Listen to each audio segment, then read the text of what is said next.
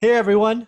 You know what? Today is an extra special show because I am bringing back guest number one from this interview series where I speak with successful real estate investors from around the country. Actually, the world. We've had some international guests as well. And to do that, we are going to bring back John Morey to the show. How you doing, John? Hey, my friend, doing great. I'm excited. Thank you so much. Well, you know what? I'd be remiss if we didn't first just jump out and talk about the outfit. What is going on with that? That is awesome. Yeah, this is my wife. She goes, honey, you're part Irish. How come you're not celebrating today? I go, well, I don't think about it. She goes, you're wearing your green while you're talking to Michael. I said, oh, okay. So this is my wife. She made me look like this. Uh, well, first I'm off, all good with it. I love. Oh, absolutely. Happy wife, happy life. Your wife is extra special. So let's at least stand up so we can read what's on the shirt because right now I just see the top word. Ah, there we go. Shenanigan mode. Yeah, That is so you. I am generally in.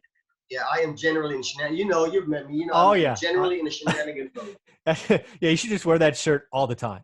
I know, but I need to buy several because it's going to stink eventually. Yeah, exactly. You just just put it in the wash. So very cool. Well, hey, Yeah, we've been talking about a topic that is near and dear to both our hearts. That I just wanted to get on the record. We help people individually, but it's time somebody gets out there ahead of this and tries to help. And that is, there are too many gurus out there preaching flipping is easy, flipping is the way to get started. Everybody can do HGTV stuff.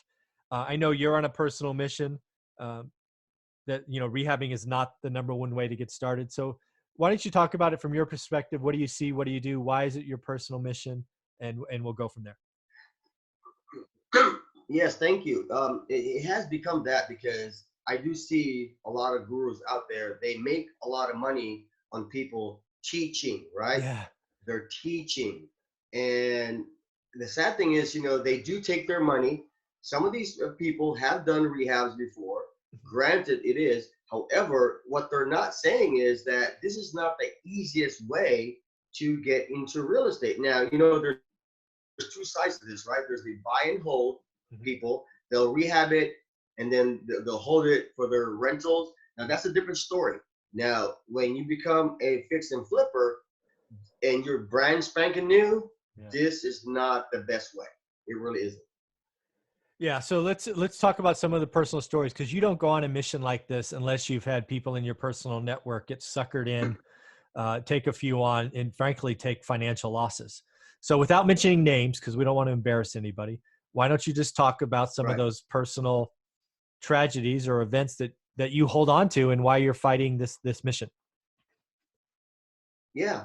I've had several people actually that they still do rehabs, but now very little ever since they've talked to me. Hmm. I'm just going to think of this one right here. This particular person came to me and said, John, I am struggling. I said, okay. So here we are, we're having breakfast, and he told me his story. And I said, wow. I said, so what's your plan? So, I like to ask first people what they want to do and everything. But say, I don't know how to get out of it. So that's when, we talked about how they got into it, what was the issue, and then how to get out of it. So I was able to guide them that way. And then he did ask me, John, I want to know what you do. So when I told him what I did, there goes the light bulb. Yeah. He says, you don't rehab? I go, nope. I said, I only do what I have to do, right? Right. Yes, I've done some rehabs, but it's not my favorite thing to do. I have properties that needs a little bit of work. They're Yeah. mostly cosmetic. I will do those things. If it's a full-blown rehab that like what I did when I first started, it's not good. And this guy was going hungry. And, Mm. and, and that's what got me was he was going hungry when he's got a family and there's no money coming in. People Mhm. forget that part, that while you're in the rehab mode, there's no money coming in. This is money going out. It's very cash intensive, Yeah. depending on the size of that rehab, right? And Yeah. this could take months. Yeah. So that's why that was really really dear to me. So from then on, when I see people, it does get on my nerves. When I Yeah. see people, oh, let me teach you how to do rehab. Let me teach you how to do rehab, Yeah. and then they just take their money. Yeah. It's Yeah. sad. It really breaks my heart. Yeah, so I want to paint the vision. I want to paint a picture for the audience, so because I think people will see themselves in that breakfast meeting. So this individual sitting down, clearly in your network, clearly you like, so that goes without saying. Was this individual doing multiple flips at one time, or was he just doing one full gut remodel? Paint a better picture of what he had in front of you when he outlined Okay. this challenge. He came to me actually late. Yeah. It's already in full blown that he was actually almost out. But then he finally realized, he said, John, I am in deep doo doo.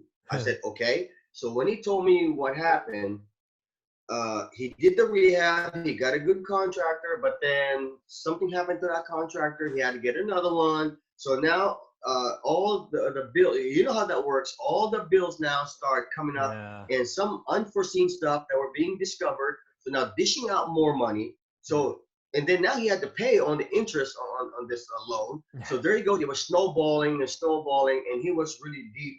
And so I gave him an exit strategy of how to get this done, pretty much using seller finance kind of situation. And he said, John, after everything said and done, he was happy, but then he was still in the red Yeah. because he had to pay his lenders and get a refi and all that kind of good stuff. So, but that was his education house, his problem house. But then now he got rid of it, which is good. But it took him a while because he was deep.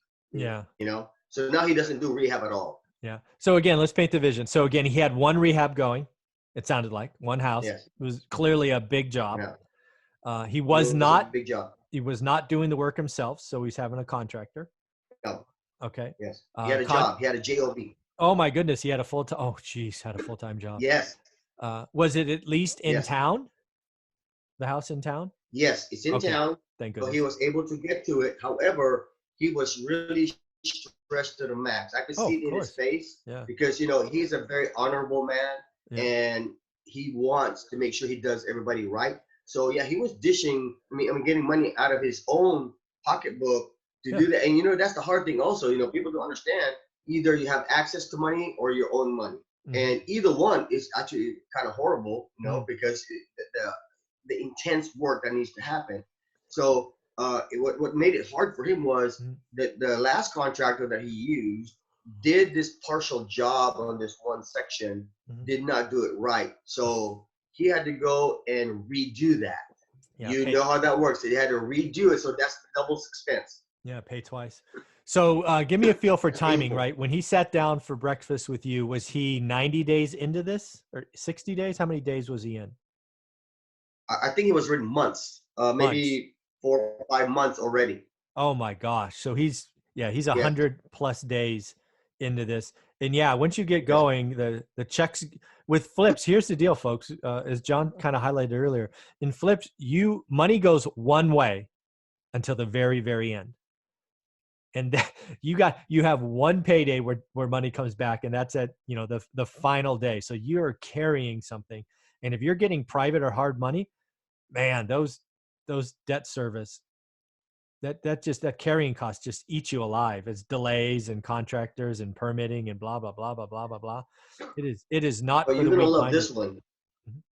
Yeah. Now here's the other one that another one sat with me and was bragging to me about. I made $30,000 at closing.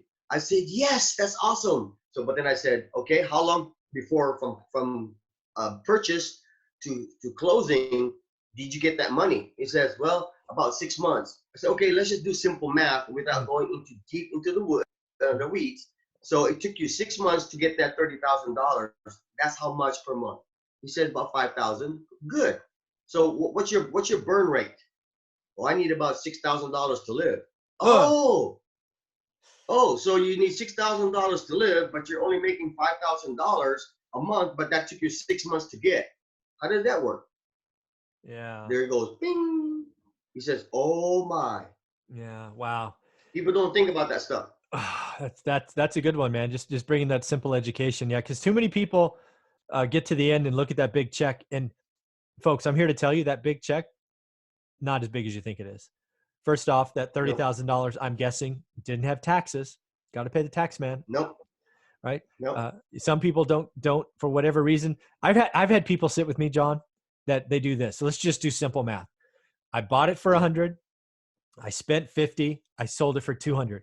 They think they made 50 grand. I'm like, really? Yeah. How? Let me ask you a question. So, okay. So bought it for 100, spent 50 on rehab, sold for 200. So, okay. Did you use an agent when you sold? Oh yeah, of course I did. Well, did Yeah. you pay both sides? Yeah, of course, buyer seller. So you Yeah. paid 5 or 6% there. So, all right. So there's, even if it's 5% today, there's 10 grand. That's not yours. Yeah. Um, Gone. Holding Gone. costs. Oh, by the way, did you have the 100 grand, right? Was that your money? And oh, by the way, was that 50 grand your money? Oh, no, no. I borrowed from some hard money lender. Oh, really? How much did that money cost? Oh, Yeah. 10 points, blah, blah, blah. How many points did you pay? Oh, I paid 3 points. When did you pay that? At the beginning. Oh, really? You just start. Oh, you made like $7. Congratulations. Right? This, Yeah. this, I this is know. this is tough. It's insane, right? Yeah, but here's the reality. So I've been doing this for a long time, and I know exactly the flipping world we are going into. This is going to be the worst, capital letters, underscore, italicized, bold lettering, worst time to sell flips for the next 6 months. Owner occupants are going to be scared out of their gourd. If you are mid flip today Yes. on owner occupied stuff, you need to talk to John ASAP, because he needs to give you a plan B, because it is about to get ugly. That said, if you just bought a flip and you've got a 6 or 9 month build because you're adding square footage or whatever, good timing for you, because I think you're going to exit when the market's back. But man, if you were bringing a pretty property to market in April, oh, not good. Not good. Bad I timing. know it's going to hurt a lot of pocketbooks for sure. Yeah, the carrying cost. Yeah. So what I'm telling some people to do, because I have a bunch of people that have been flipping. I've been warning people. I mean, I'm telling you, you're flipping houses above the median today. You're being careless, just freaking careless. So I'm telling them, you know what, you might want to look to put a renter in there. And oh, by the way, it's going to be hard to find renters because people are going to get scared for a little while. So, either get ready to carry this thing for 3 months, which just eats all your profit, just eats it alive. Yes, it does. Um, Yeah. so I'm curious, what are you seeing in your market? You're in Huntsville, right? Yeah, I'm in the Huntsville area. Yes, and we are feeling the effects just like everybody else. Oh my But gosh, the because number one hot market in the country is feeling the effects. Oh, oh I'm yes, I'm a little oh scared yeah, actually. I saw your interview with Tim Knox, who's a good friend of mine, and believe me, he told you it's happening. It really is. Now it's not blown just like the other parts of the country, like It's LA coming. or something like that, right? It's coming. But it's there. Mhm. We're starting to feel it. I have my residents already contacting me, and and I say, hey, let's work it together. Yep. So all this boils down to working together. Same thing if you have a lender in place, Yeah. the lenders are well aware. I've contacted my lenders, and they say, okay, we understand. Let's work it together. And that's really what this boils down to. Everybody has a small piece in this, and we just have to work together, and we're gonna come out okay. Yeah, I totally agree. But yeah, it's this is interesting times. You got started, I forget, it's in our first interview. When did you start investing? Was it 2011? Uh, well, it's 2016, May Yeah. 13, 2016, when I got fired. I was walked out the door. Nice. And you're doing, so let's talk about your business, because again, you're helping people realize that flipping big remodels not the way to go. But you have a very unique business model. Let's tear that apart and show people there is an easier way. You mind? Yeah, I'm a big fan of contract for deeds. Other people are not, and you can't use this in every state. Mm-hmm. And just like for example, Texas, people have told me over there that they can't use that. Okay. I'm just a big fan of contract for deed because I give people an opportunity to own a home on installment. Mm-hmm. And they love it. Why? It's because some of them have bad credit due to hospital bills and stuff like that back in the day. Mm-hmm. So when I look at their credit and everything, I see that that's long gone, Yeah. and they're actually doing well right now. They just can't go to the bank. So Right. I'm the stepping stone. Okay. Now, as you know, most people will stay in a house 5 to 7 years. Mm-hmm. And if they refi by that time, that's fine. But Mm-hmm. if not, most people, even though I'm just early in the ball game on this, most people more than likely will not refi. They'll probably return it to me. That's already happened to me a few times. It's a rinse and repeat. They say, John, do the job or whatever the case may be. I have to go. would you just take the property back? Okay, sounds good. And then Yeah. guess what? I do it again. Yeah. So So I have cash let's, flow. yeah. So let's break it down a little earlier. Let's talk about how you find opportunities first. Then that's your exit strategy. Okay. How are you finding Yeah. these great things? Because again, your ability to find motivated sellers, unique properties is pretty awesome. And again, you look for specific things. So let's talk about what you look for first. Yeah. First of all, I don't like the primary market. Mm-hmm. I'm not there. Right. I don't like Huntsville. I don't like Madison, Right. because those are primary markets and it's very high. So I like the secondary and tertiary markets. Most people don't go there because they do not know how to deal with those kinds of folk. Mm-hmm. I do. I'm in the weeds. One of my friends dubbed my truck the creepy red truck because I creep inside these neighborhoods and they know me. Oh, there's John. There goes the creepy red truck. Yeah. And so I stop by, I talk to people, and I have my pad, and I also use land glide. I take screenshots of the properties, and then I make my own list. So I do have a long list of out of state people, vacant houses, and that's who I market to right there. So driving for dollars is huge for me. A lot of people like to sit on their desk and do all that research, finding on MLS and everything. And that's dead. It really is. In my market, driving for dollars is huge. If you're out and about looking for vacant property, especially where I go, there's a ton of them. And that's how I get my deals. And I've also trained other people how to do this. I do train wholesalers and I show them the right way. This is no fluff. You know me. I don't BS. This is how you're supposed to get properties. And you know what? They're successful because they buy it right. And because I teach them how to get the right margins, they get paid well. Awesome. I don't care how much I pay them. They get paid well. Yeah. So let's just set the stage. When you're talking about a tertiary or secondary market from Huntsville, are we talking 60 minutes, 30 minutes, 90 minutes? How far are you driving in this creepy red truck? Normally 20, 30, 40, no more than an hour and a half to 2 hour drive from my house. All right. That's awesome. So again, anybody could do that, right? There's always secondary or tertiary markets. Love that. And again, you're out there looking for empty houses, the classic tall grass, newspapers on the lawns, junky cars, whatever. You take a picture, then you go back and skip trace or research the owner, I'm guessing. Yes. There you go. Yeah. I do have other ways to do all that stuff. But at the same time, every now and then, though, you'll be surprised. A house that looks good on the outside is actually torn up on the inside. Oh, I'm not surprised by anything. Yeah. So I've run into a lot of those, and I actually have bought many of those. That the outside look. This is what they do is so that the city does not ding them for anything. Exactly. They just have a regular guy that's just mowing the lawn, but it's vacant and it's torn up inside. And that's how you get your good deals. It looks nice on the outside, but it's really, really ugly on the inside. Awesome. So you find these folks, and you find somebody, they want to sell it to you. You have lots of ways you could buy it, right? You could write them a check. You could get a hard money loan. You could do seller financing. What's your preferred mechanism to control that inventory at the beginning? In the very beginning, I am a big fan of private lenders. Now, this is the other part. Let me just connect that back to the rehabbing. Yep. Most beginner rehabbers do not have the right network. Yeah. So because of that, it's hard for them. Now, once you become more experienced, people get to know you and they see that you're successful. Now, people are knocking on your door, say, hey, do you have any more deals? I'm going to fund you. So I have several private lenders that's all I do now. When I find a property, my strongest point now, I could tell the seller, you want to close in 2 weeks? If you want to close in 2 weeks, let's make it happen. But then, of course, I get a better price that way. All I do now is I just text. Yeah, I just text one of my private lenders, hey, here's the deal. You want it? They said, sure, fund it within 5 minutes. Yeah. And that's the beauty of the network. Yeah, absolutely. Your network is a net worth is something one of our mutual friends talks about all the time, Jim Ingersoll. Great guy. Check him out. Oh, yeah, he's my buddy. Oh, yeah. Oh, Jim. He's the one I called the first time. Actually, first I called my wife. When I got fired, my wife was screaming. And then I called Jim. And then he said, John, that's the best thing that's ever happened to you. He's right.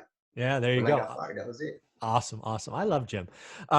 Actually, I flew out to Virginia just for him to do a session. Yeah.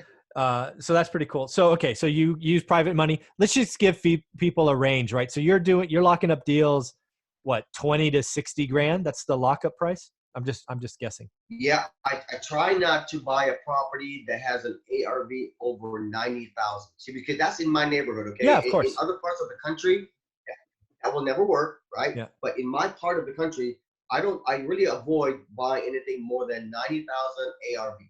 So I've bought properties for 1,000, 2,000, free. Yes, people have thrown me keys, that's just how it is. And because the house is really crappy, and Yeah. I like those, Yeah. throw me the keys and I'm good. Yeah. Yeah. Yeah. Yeah. That's awesome. So again, what John is saying there is learn your market. Every market's different. John knows that he does. And again, be careful with the words here, folks. He's saying ARV. So again, that's after repair value. He's not paying 90 After repair grand, value. right? He's paying significantly below that. Okay. So now you control the asset. You have private money in place. The old seller is happy. They're gone. That you now own the crappy property. Let's assume it's one that is the light rehab. So let's not do the, hey, Okay. we're going to do a full remodel. So now you Right. own it. Right. It's what is it, March 17th, this great St. Patrick's Day. What do? Do you go do a trash out, clean out? Do you try to sell it right away? How does John break this down now that you're standing in the yard going, what do I want to do? Generally, I do clean out. Okay. Lots of times there's just a whole bunch of stuff in there. I'll do a clean out, but then I'll put my sign outside right away that says seller financing available on day one. Hmm. It's on there. So as my people are doing this, they're cleaning it out. Then now I really like to attract the skilled workers because they can see how they can make this beautiful. I'm really not a big fan of people that they like moving ready. Yeah. I just don't want to deal with those people. That's how I am. Yeah. Now, the skilled workers, I have been invited to many homes of what they've done. It blows my mind. What this really fugly looking house, now it looks so beautiful, and they're very happy because they put the work themselves, and they have got friends that are skilled and they do it together. So that's my first thing is I go in there, I clean it out, and then I try as much as possible. I failed also to try to refi out my private lender within 3 to 6 months. Okay. That's my goal. Yep. I failed on that. Sometimes it's gone past the 6 months, Sure. but things happen, right? So but that's what I try to do. But let me tell you, there's a warning to this, that just the last 6 months, appraisers have become very conservative. Yeah. Normally when I do, right? So when I do a refi, generally I have cash into my pocket. Ah. The last two, yeah. So the last two that I did on a refi, I dished out money because the appraiser was way low, and I didn't like that. However, I need to pay back my private lender. See, Yep. that's the one thing you got to protect them. Absolutely. So I pay them back, money out of my pocket, but that's okay. I have the property, cash flows coming in, and so it doesn't happen. In 2018, that never happened. 2018 is nothing but cash into my pocket on a refi. So that's the whole thing. Purchase private money, I sell it right away. Sometimes I do work, sometimes I don't, and then I refi out to pay out my private lender, and then repeat that. So I might be missing something, or it might be the uniqueness of a contract for deed because I've never done one of those. So this is what I hear you saying. Tell me where I'm wrong. So you control the property, private lender comes in there in first position, seller's gone. You do a basic clean out, spend $400 or $500 just so people can see the property instead of, walking over stuff. You then sell it on contract or deed. You're calling it seller financing. They probably give you option money, a couple of $1,000, and they agree to some kind of monthly term that is likely in excess of your private money payment. Am I right so far? Yes. Right? Now, the easy way to understand contract for deed is pretending you're going to buy a car that you're going to borrow money from a bank. Who holds the title? The bank. Yes. But you own the car. You can drive the car. You could do whatever you want with the car. You could paint it, whatever you want to do with it. However, that title is owned by the bank. You only get that title when you pay it off. Yeah, the bank has the pink slip. Easy explanation for a contract for deed. Okay, but so totally get that so far. But what I missed is to use your example, I'm driving the car, and then somewhere out there, the bank, goes and refis. I guess that makes sense, right? You could go to the Mhm. federal government or whatever. So you go and refi that Yeah. for whatever reason. Hmm. Okay. Because All right. I'm just replacing a private lender Yeah. with an institutional lender. Yeah. That's all I'm doing because I want my private lender to rinse and repeat that Yeah. with me. Yeah. And you want to lower your debt, right? You're paying the private Yes. lender $400 a month, and the bank's going to come in, and it's 225. It's like, that's all profit for you. Makes total Yeah. sense. Yeah. Okay. Um, so just one last question, because my brain is hurting thinking about this. I like it. Uh, how do you treat taxes? Like, who gets the depreciation? Like, do you Well, because it's still in my company's name, it's still ah, us. okay. You And know, yep, because there's no transfer of title. got it. So again, Yeah. folks, So yeah, I like to call it. I know this is okay. go ahead, please. Okay, I know this might sound kind of ugly if the way I'm going to describe contract for deed. It's kind of like a glorified lease with Mm-hmm. a little bit more punch Mm, because you know they don't have title. They're kind of like leasing it, but I don't do any work. I'm not a landlord. I am their bank. They own it. They're happy. We're happy. Cash flow is going. So it's all the way around a happy situation. okay. Yeah. So again, folks, just to be clear, I said it earlier. I'll say it one more time. I know nothing about contract for deed. If you are going to be asking, I know a lot of you are going to have comments about contract for deed. I'm going to ask John to come back to this video probably every day for the next week, because most of these questions that are coming are going to be for you. Sure. I'll be like, no idea. Yeah. Okay. Yeah, and So let me just go ahead and say this again. I'm gonna say it again. Not every state yes. can do this. Okay, Yep. you have to get with an attorney, see if this is okay in your state, Yep. because you might get yourself in trouble if you try to do this without consulting an attorney. Absolutely. Yeah. Check your state. I'm going to research it just so I can understand another vehicle to control stuff. I think it's a creative idea. And I think we're going into a market where creative ideas are going to be very plentiful. So very, very cool. So again, then you get out and basically then you're collecting checks, right? Because the tenant sends you their payment, and then you send either the private money or the institution, and you keep the net. Yes, and I really don't call them tenants because they actually own the Oh house. yeah. Good point. Owners. Yeah, Yes, you're right. owners. Yeah. Man, that's pretty cool. So, how many have you done to date? Are you up over 50 now? Enough.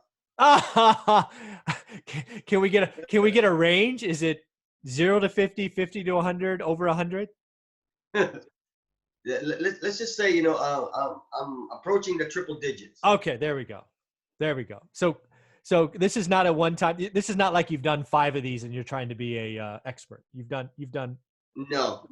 I am definitely. I do have a system, Yep. and I've actually trained a couple of people on how to do this. And there's one guy, I won't mention his name. He's killing it in the mobile home arena. Yeah. He's using this in the mobile homes. It's really kind of like a Lonnie deal. It Yeah. really is Lonnie deal. I know Lonnie. But Yeah. that's Or what he's doing, and Noah he's Lonnie. making a killing of that. So he's the one. He's one of the guys that came to me, asked me on how to do this, and I said, "Here's how you do it. You run it like the way you want to." And boy, he's killing it. He really is. That's awesome. So let's just get this out right now, because I know a lot of people are watching this just salivating at the opportunities. How can people follow you, get a hold of you, see what you're putting on? Because you're doing a lot of good stuff helping people.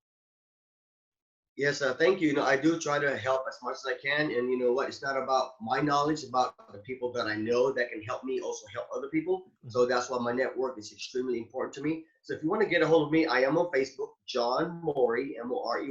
So friend request me, and then of course my number is 256-469-3099. Please don't hesitate. I'll repeat that again: 256-469-3099. Please connect with me. I don't mind helping. I've learned from my mentors. It's awesome to give, and I love to give, and it's all good. It's all good. I love it, John. Thank you very much for doing this. Thank you for being guest number 1. And I have no idea what guest you are now. You're probably like guest 312, but this has been a lot of fun. We'll do it again. All right.